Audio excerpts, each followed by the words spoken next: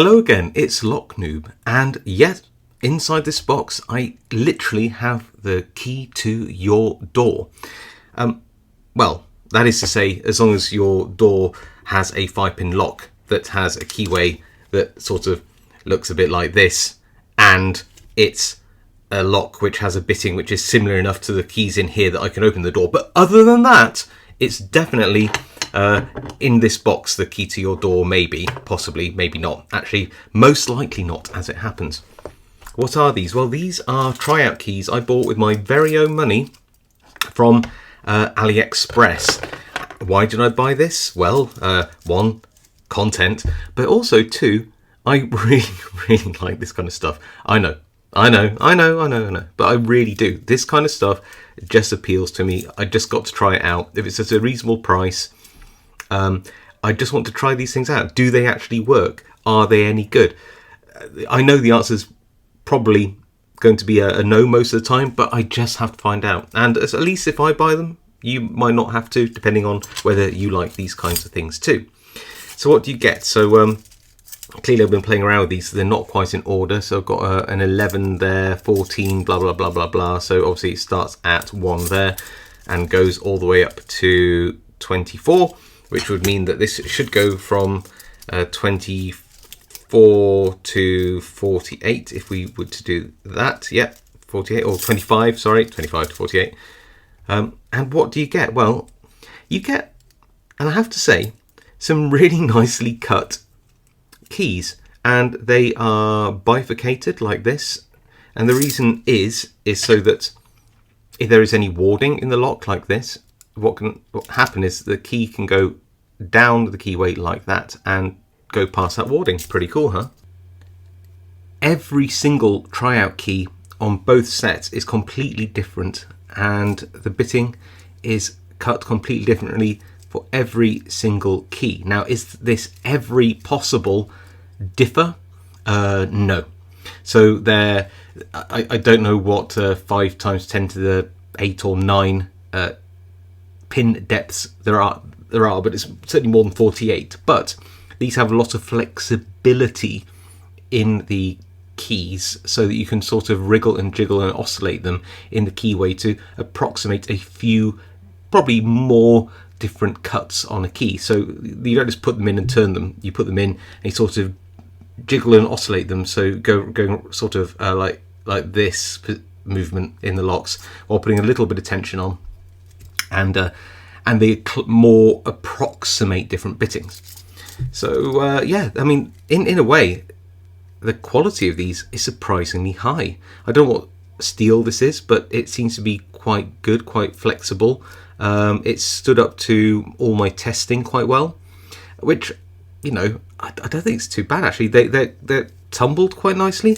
You get the odd one or two, I don't know whether I can spot them, where the prongs aren't 100% aligned. They seem they slightly bent from manufacture, but if I can't find one just by quickly looking, then it's not going to be so common.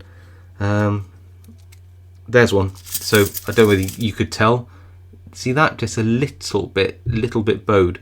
But I have found that when I do get one of those, if I just apply a little bit of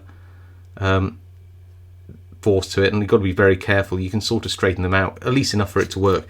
But I think across all 48 keys, there's about 3 that were a bit like that, and I bent a couple of them back very successfully. So I think as long as you're careful enough with these, they're actually quite good. And yeah, the bittings can be pretty extreme. You get ones which are pretty flat and low like this, and then and no particular order, but then you get ones which are maybe really high cuts and then low cuts, or something which is more ups and downs and everything in between. And even ones which look similar aren't when you align them together like this. You'll see that the bittings are actually quite different. So yeah, what keyways are they designed for? Well, pretty much any of the kind of classic quickset Schlage master lock style keyways like these seems to work very well. Here's another classic. Is this a Schlage one? Yeah, another classic sort of Schlage style keyway. I have also found that they work on some other keyways, like I think I managed to get this 5-pin ABUS to open, which somewhat surprised me, but yeah, it's possible. But I think that it's probably designed for the 5-pin, not 6-pin variants. And that's one of its shortcomings, in that unless you use it as a rake, and they're really not comfortable, especially with like deep cuts like this, in using as a rake, they really will only work with the 5-pin variants. They're not a 6-pin tryout set. And they certainly won't work with locks like this, because the keyways are just too paracentric. You might be able to sort of get them in a little bit, but you find that what happens is that these two parts bend like that, and eventually you sort of get stuck and it won't go in any further. So it does seem to be very much about the more open North American style keyways. If I get to one of the keys, like the Schlage keys, let's just grab one of these keys like that, and we'll get that padlock with the Schlage style key on there, and I align them. You'll see exactly what it's meant to let's see if we get that, meant to align like. So if we look there, the shoulder of the key and the cuts pretty much perfectly align, which is what you'd sort of expect, right? So yeah, they are somewhat limited to those North American locks. They're built quite nicely, they're finished nicely, there's no sharp edges. I'm not cutting myself by playing around with them. But shall we play around with them? Shall we actually try them out on some of these locks, where I've gone through and I found some of the keys which work on these, and we'll have a little bit of a discussion about we'll have a bit of discussion afterwards. Let's have a bit of a look. So how are you supposed to use these tryout keys? Well, you've got 48 of them, and you start at 1 and work your way forwards. But you don't just put them in, like I said, and turn it. You put it in, and you might put a little tension on. You might jiggle up and down like this, like just rock up and down. You might withdraw it slightly, and you rotate around, round, round. And if that doesn't work, then you go to the next key, and you try again. You put it in, you give it a jiggle like this, turning slightly in one direction. You can oscillate a bit like the action of a train wheel, and if that doesn't work, you keep going, and essentially you keep going until you find a key which works. Now, I happen to know through trial and error, I don't have the key to this, all know it's a 5-pin lock, is that this key does work. There we go, it's open already. And it's not quite, if I just put it in and turn it, it won't work. I had to give it a good jiggle, and it probably won't work. Oh no, there you go, and it does open. So it's kind of cool. What you don't want to do is really wrench it. You're literally just, like I said, jiggling and adding some tension all at the same time. These are obviously very thin, and you could easily damage them if you were trying to force the locks. A different lock to the other one, and a different bitting. So if we look at the one which I had last time, it's like this, and this one's like this. And again, I didn't have the key for this lock either, so this was pure trial and error.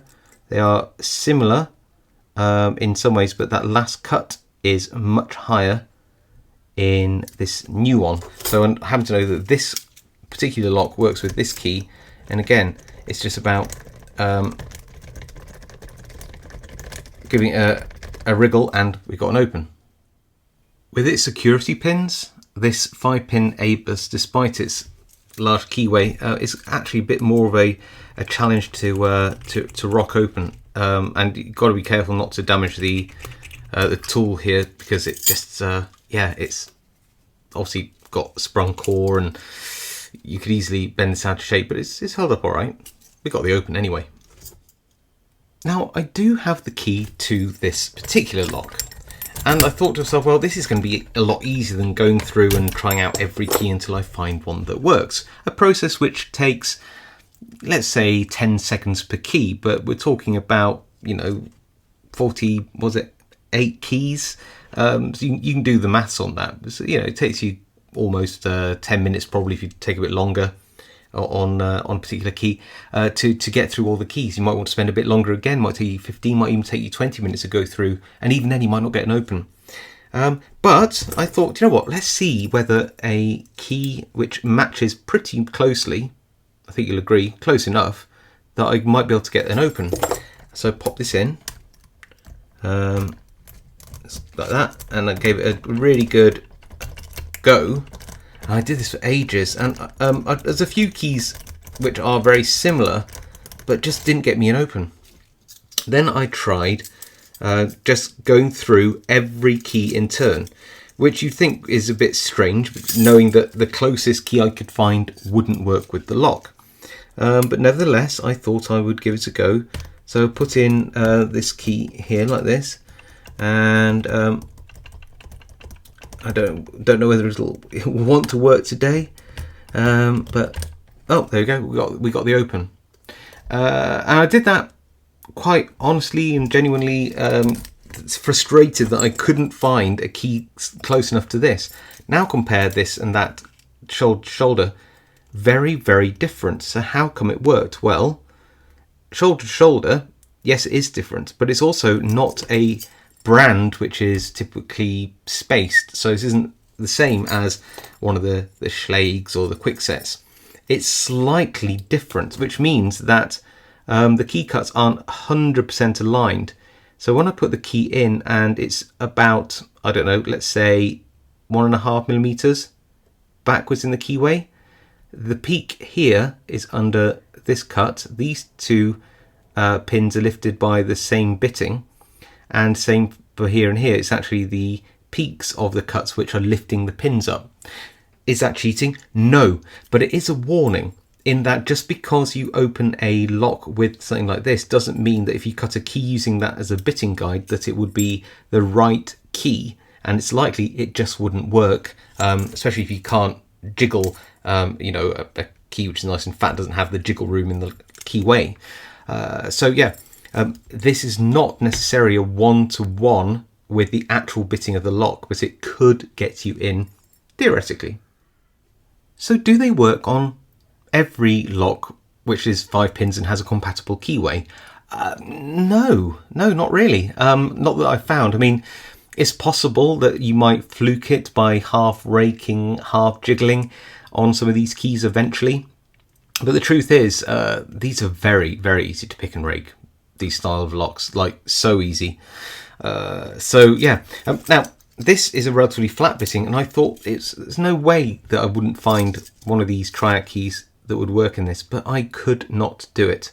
What I'm going to do is I'm probably going to do a follow-up video on my side channel where we just try going through all the keys on this particular lock. We might get lucky, we might not, but so far I've had no luck with this particular lock, despite it being a pretty unremarkable bitting and a very open keyway. But it shows that even if you can't get into every lock, or even if you can, shall I say, it's not without some difficulty and trial and error. It does take some time to cycle through each of those keys. So conclusions time. What does a set like this cost you?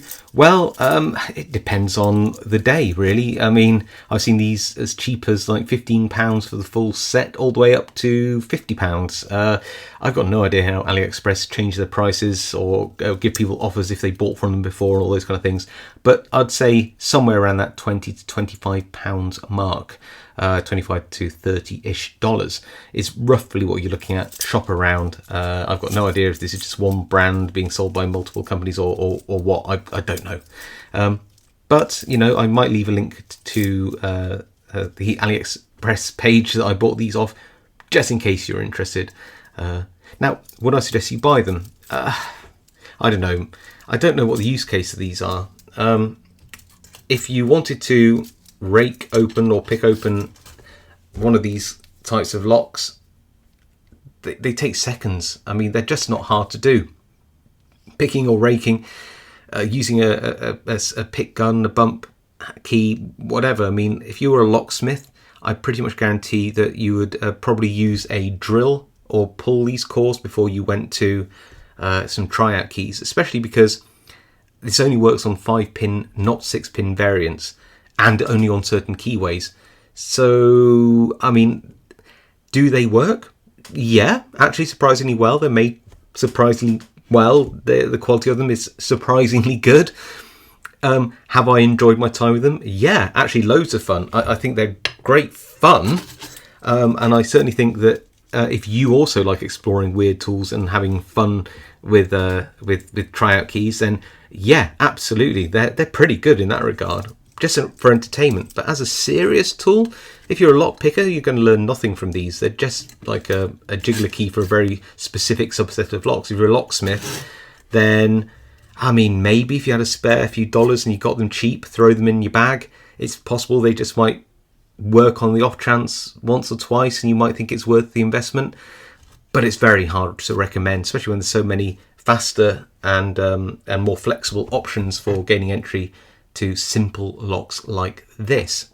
So yeah, hard to conclude. Do I recommend you buy them? Not really. Were they fun? Yeah, I really enjoyed them. If you're a professional, should you get them? Only if they're at a real bargain price.